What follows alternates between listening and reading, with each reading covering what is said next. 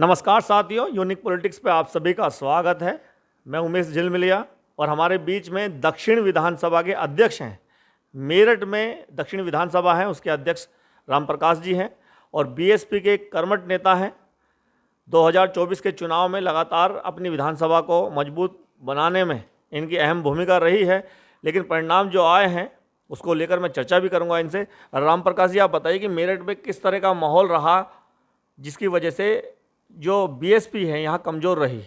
गढ़ माना जाता है बीएसपी का, क्या क्या नुकसान हुए या क्या कारण थे, ये मैं समझना चाहता हूँ आपसे।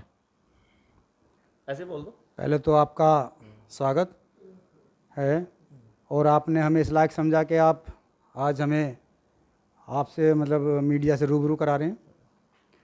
2024 के चुनाव का मैं आपको बताऊं, हम कैडर कैंप बहन जी के आदेश पर जो कैडर कैंप लगाए थे गांव चलो अभियान के तहत, उसमें हमने मीटिंग करी, बहुत सारी मीटिंग करी, पब्लिक से बात हुई, मुस्लिम समाज से भी बात हुई और जाटो समाज से भी जगह जगह जैसे मीटिंग करी। तो लोगों का रुझान जो आया वो करीब 6 महीने पहले से ऐसे आ गया था कि मुस्लिम समाज कांग्रेस को या गठबंधन को वोट देने के लिए तत्पर था, वो कहीं भी आने के लिए तैयार नहीं था। हमारी इतनी मेहनत करने के बावजूद भी हमारे साथ जुड़ने को तैयार नहीं था। और मेरा जाटो समाज भी कह दिया भाई इस बार हम गठबंधन को वोट करेंगे। बहन जी से कह देना, बेशक पार्टी हमारी है, हम बहन जी के कर्मठ कार्यकर्ता हैं, बहुजन समाज पार्टी हमारी है, नीले झंडे के सिवा हम कहीं नहीं जा सकते। लेकिन उसके बावजूद उन्होंने कह दिया कि इस बार हम गठबंधन में जाएंगे, अगर बहन जी गठबंधन में आती हैं तो हम गठबंधन में वोट करेंगे और नहीं तो हम बहन जी नहीं आती है तो भी हम गठबंधन को वोट करेंगे। तो ये बात जो थी ये बहन जी तक गई। ये बात हमने अपने जो कोऑर्डिनेटर हैं, जिला अध्यक्ष हैं, सभी के सामने हमने कहा कि हम क्षेत्र में जा रहे हैं, हमें इन समस्याओं का सामना करना पड़ रहा है। तो हमने उनसे कह दिया और हमने कह दिया कि प्रभारियों से कि आप बहन जी तक ये बात पहुँचाएँ। अच्छा, बहन जी तक ये बात पहुंची। वैसे तो गठबंधन में अखिलेश यादव या शिवपाल यादव, राम गोपाल यादव वो नहीं चाहते थे कि मायावती जी गठबंधन में शामिल हों, क्योंकि इससे क्या होता, समाजवादी पार्टी का नुकसान होता और जितनी सीटें शायद समाजवादी पार्टी की आई, इससे ज़्यादा बसपा की फिर सीटें आती। तो गठबंधन में तो शायद बीएसपी नहीं गई या वो नहीं चाहते थे कि गठबंधन में आए। लेकिन बहन जी ने अकेले चुनाव लड़ने का जब फैसला किया तो पदाधिकारी को निर्देश थे कि जो माहौल समाजवादी पार्टी वाले या गठबंधन वाले बना रहे हैं तो तुम्हें भी बीएसपी का माहौल बनाना है और बसपा को मजबूत करना है। तो बीएसपी के जो पदाधिकारी थे उन पे आरोप लग रहे हैं कि उन्होंने मेहनत नहीं की, वो लोगों तक पहुंच नहीं पाए। जैसे मेरठ में विधानसभाएं हैं, अपनी विधानसभा में शायद प्रत्याशी हैं वो नहीं पहुंच पाए, ऐसे ऐसे आरोप लगे। देखो, प्रत्याशी का तो रहा कि सब में बहुत कम मिला, लोकसभा बहुत बड़ी थी। तो लोकसभा में जितने प्रत्याशी थे, जैसे हमारे देवव्रत त्यागी थे, उन्होंने टीम बनाई, अपने परिवार वालों की टीम बना के उन्होंने बांट दिए, 6 विधानसभाएं बांट दी। कहीं उन्होंने अपने सपुत्र भेज दिए, कहीं अपने भाई भेज दिए, सुनील त्यागी जी। तो उसमें क्या रहा, उन्हें समय कम मिला और जहाँ भी गए, जहाँ प्रत्याशी गए, उनका बहुत अच्छा स्वागत हुआ। लेकिन कहाँ अगर उनके सपुत्र जा रहे हैं या उनके भाई जा रहे हैं तो उन्हें इनकी अहमियत नहीं दी गई। वो हर आदमी प्रत्याशी को चाहता है कि क्षेत्र में हमारे पास प्रत्याशी आना चाहिए। मैं बताता हूँ, मैं जितनी मैंने मीटिंग कराई है, हमने कह दिया प्रत्याशी आ रहे हैं, वो उनके स्वागत के लिए भव्य लोग जुड़े हुए, नई बस्ती, मल्याने में, रेठानी में। लेकिन जब वहाँ पे सुनील त्यागी जी पहुँचे तो मेरे पे वो अलग को ले जाकर मेरे पे कार्यकर्ता भड़क गए। वो क्यों नहीं आए? मैंने बड़ी मुश्किल से वो वहाँ का वो संभाला है ना। तो ऐसी बात नहीं है कि हमारे कार्यकर्ताओं में जोश नहीं था या वोटरों में जोश नहीं था, बहुत जोश था।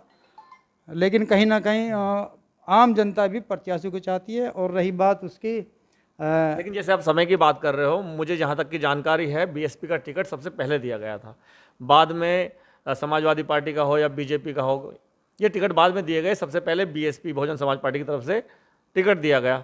तो सबसे ज़्यादा समय जो था वो तो बहुजन समाज पार्टी के पास था। नहीं, टिकट कितना समय मिला है? ज़्यादा समय तो नहीं मिला। दूसरी पार्टियों से तो पहले ही मिला ना भाई। ऐसा है, दूसरी पार्टी कहाँ है, ये वो 2-3 दिन का तो अंतर तो रहा सभी में। नहीं, मुझे जानकारी काफ़ी समय पहले उनको मिल गया। बल्कि योगेश वर्मा को जो टिकट मिला है वो तो आपने देखा, पहले भानु प्रताप जी का हो गया, उसके बाद अतुल प्रधान का। बहुत समय और वो जो अरुण गोविल हैं उनका भी बाद में टिकट हुआ। देखो उनका तो सपा वालों का तो रुझान बना बनाया था। मुस्लिम समाज तो पहले से ही तैयार था, चाहे योगेश्वर में आ जाओ, चाहे अतुल प्रधान आ जाओ, का कोई भी प्रधान आ जाओ, उन्हें तो सपा को उसे गठबंधन को, कांग्रेस को वोट करनी थी। जनता का यही मानना था कि हमें गठबंधन को वोट करना है, चाहे उसमें बीएसपी आ जाओ तो बीएसपी को वोट कर देते वो इस बार। लेकिन ऐसा ही माहौल आगे बनने लगा कि गठबंधन को ही वोट देनी है और बीएसपी फिर से अकेली चुनाव लड़ेगी, तो फिर नुकसान होगा। फिर पदाधिकारी क्या काम करेंगे? नहीं तो देखो बहन जी की नीति है, बहन जी क्या करना चाहती हैं।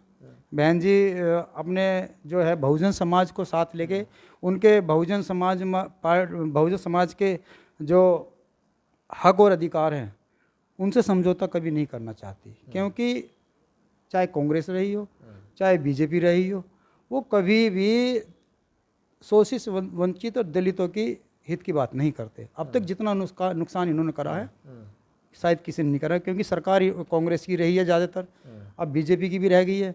लेकिन कहीं ना कहीं जो संविधान आरक्षण लागू हुआ था कि समतामूलक समाज की स्थापना हो जाए और आरक्षण देके इन्हें बहुत अच्छे से इतना आरक्षण दिया जाए कि बराबरी पे आ जाएं सब लोग, लेकिन इन्हें नहीं दिया गया। ये आज भी हमारा समाज पिछड़ा हुआ है, शोषित, वंचित, दलित सब पिछड़ा हुआ है, जिसे इसमें अभी बहुत काम करना है। ये बहुजन समाज पार्टी इसलिए बहुजनों को हित के सिवा इनके जब इनसे कभी समझौता नहीं करती। अच्छा, बीएसपी जो है 2007 में अकेले अपने दम पर सरकार बनाई थी, आपको याद होगा। 7 से 12 में तो पूर्ण मोहम्मद का जो कार्यकाल सरकार बनी, वो पूरा कार्यकाल चला भी, बहुत अच्छे से चला, और उसी के काम शायद बीएसपी वाले गिनवाते भी हैं और बहुत काम भी हुए उसमें। आज लोग, मैं जाता हूँ गांव-गांव में, तो जितने भी लोगों समाज के लोग हैं, चाहे वो जाट समाज के हों, चाहे वो ब्राह्मण समाज के, बनिए समाज के, सब उस चीज़ को तारीफ भी करते हैं कि बीएसपी का कार्यकाल बढ़िया था। जब अकेले अपने दम पर तब सरकार बना सकती है, तो सरकार तो अब भी बन सकती है। तो फिर कमी कहाँ पे है? कमी है, देखो उस टाइम बहुजन समाज पार्टी एक नई नई उभरती हुई पार्टी थी, ठीक है। 3 बार तो पहले मुख्यमंत्री बन चुकी थी। हाँ तो बता रहा हूँ ना, छोटे छोटे शासनकाल रहे हैं वो, 2.5 साल का, 1.5 साल का, ऐसे 6 महीने का ऐसा रहा। लेकिन जब बहन जी ने वो छोटे छोटे शासनकाल अपने किए, उसमें काम किया, तो जनता को लगा कि हाँ ये कोई बेहतरीन नेता हैं, तो ये अच्छे काम करेगी। तो उस टाइम बहन जी ने और हमारी सारे जितने बहुजन समाज पार्टी के कार्यकर्ता, उन्होंने सामाजिक संगठन, सामाजिक समझौता, भाईचारा बनाकर गठबंधन करके सभी सर्व समाज को साथ लेकर सभी के हक और अधिकार की बात करते हुए, तो सामाजिक संगठन बनाकर, भाईचारा बनाकर, उसमें जब सभी ने साथ दिया, तो इसलिए बसपा की सरकार तो बनी। हरियाणा में चुनाव है, 5 तारीख में वोटिंग होगी, 8 में रिजल्ट आने वाला है, तो वहाँ प्रचार प्रसार बहुत बढ़िया चल रहा है। आकाश आनंद चौपाले लगा रहे हैं, लोगों के बीच में जा रहे हैं, आशीर्वाद बुजुर्गों का ले रहे हैं। मुझे लगता है कि वहाँ रिजल्ट भी अच्छा आने वाला है बीएसपी के लिए। और अब तो मायावती जी ने 25 तारीख से, कल से रैली शुरू कर दी है। तो क्या लगता है कि अगर वहाँ पर गठबंधन है इनेलो के साथ, बड़ा गठबंधन माना जा रहा है, जाट और दलित एक साथ वहाँ नज़र आ रहे हैं, अगर वहाँ पर अच्छा रिजल्ट आता है तो क्या लगता है प्रभाव पड़ेगा पूरे देश में? हाँ उसका ज़रूर बिल्कुल सब जगह प्रभाव पड़ेगा, क्योंकि अब देखो आकाश आनंद जी हैं, वो पब्लिक के बीच, कार्यकर्ताओं के बीच जा रहे हैं और बहुत अच्छा उसका रिजल्ट भी आ रहा है। और पब्लिक यही चाहती है कि जो भी नेता हो, जिसके हम वोट दें, वो नेता हमारे बीच में आना चाहिए, हमारी बात सुने, हमारे दुखों के साथ रहे, हमारे सुख के साथ रहे। तो जब भी उनका कंधे से कंधा मिलाकर वोटर आने के लिए तैयार है। तो उत्तर प्रदेश में 27 में चुनाव होंगे आप विधानसभा के, तो क्या लगता है बीएसपी का मुख्यमंत्री बना दोगे आप? देखो जनता चाहती है कि बहन जी जैसे पहले काम कर रही थी, मैं जनता के बीच में आ रही थी, जनता के बीच में आनी चाहिए। ठीक है, बहन जी ज़्यादा मीटिंग नहीं कर सकती, तो आकाश आनंद जी जिले स्तर से काम करें, विधानसभा पे आकर मीटिंग लें। तो जितना भी युवा हमारा इधर उधर जा रहा है, किसी और दूसरी तरफ जा रहा हो, सारा का सारा मुंह कर जाएगा। क्योंकि जब हम विधानसभा में जाते हैं, बात करते हैं, तो इस बात को वो कहते हैं कि भैया बाहर तो आओ, जब भी तो हम साथ जुड़ेंगे। तो अच्छा, इस बात को लेकर खुश हैं आकाश आनंद जी आ रहे हैं लोगों के बीच में? इस बात के लिए बहुत खुश हैं। और अभी बीच में 2-4 वक्तव्य उन्होंने भाषण ऐसे दिए थे कि युवाओं में जोश आ गया था, लेकिन वो कुछ राजनीतिक ऐसे नियम हैं कि बहन जी ने उन्हें पीछे धकेल दिया थोड़ा सा करके।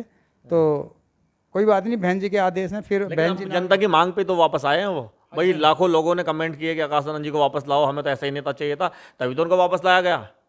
जनता की मांग पर फिर दोबारा आए, अच्छा काम करेंगे, ऐसी बात नहीं है। अभी जितना थोड़ा बहुत कमी रह रही है वो सीख जाएंगे। कमी दिखाई नहीं देती वैसे, क्योंकि दूसरे जो नेता हैं उनसे तो सबसे कम उम्र के, सबसे ज़्यादा यंग तो यही हैं। दो युवाओं की जोड़ी कहते हैं, अखिलेश यादव और राहुल गांधी, है ना। लोग कहते हैं तो अंकल हैं। युवा तो आकाश आनंद जी 28-29 साल के हैं, तो सबसे ज़्यादा जो युवा हैं वो आकाश आनंद जी, और बहुत बड़े मन से बोलते हैं, अच्छा बोल रहे हैं, लोगों के बीच में जगह बना रहे हैं। तो 27 में अगर आकाश आनंद जो हरियाणा में प्रचार कर रहे हैं, उत्तर प्रदेश में कर रहे हैं, तो फ़ायदा होगा आपको? फ़ायदा होगा, बहुत बड़ा फ़ायदा होगा। युवा जुड़ने के लिए तैयार बैठा हुआ है कि आकाश आनंद जी आएँ और हमें मौका मिले, हम उनके कंधे से कंधा मिलाकर काम करें। चलिए, बहुत बहुत धन्यवाद। राम प्रकाश जी ने बताया कि आकाश आनंद जिस तरह से काम कर रहे हैं हरियाणा में, वहाँ का रिजल्ट अच्छा आएगा और उसका प्रभाव पूरे देश में पड़ेगा। उत्तर प्रदेश में 27 में चुनाव होंगे, जिस तरह से आकाश आनंद जी वहाँ चौपाले लगा रहे हैं, विधानसभा पे जा रहे हैं, जिला स्तर पर जा रहे हैं, उत्तर प्रदेश में भी अगर वो ऐसे ही काम करेंगे, लोगों के बीच में आके काम करेंगे, तो माहौल बहुत अच्छा बनेगा और शायद अकेले अपने दम पर वो सरकार बना सकते हैं। बहुत बहुत धन्यवाद, नमस्कार।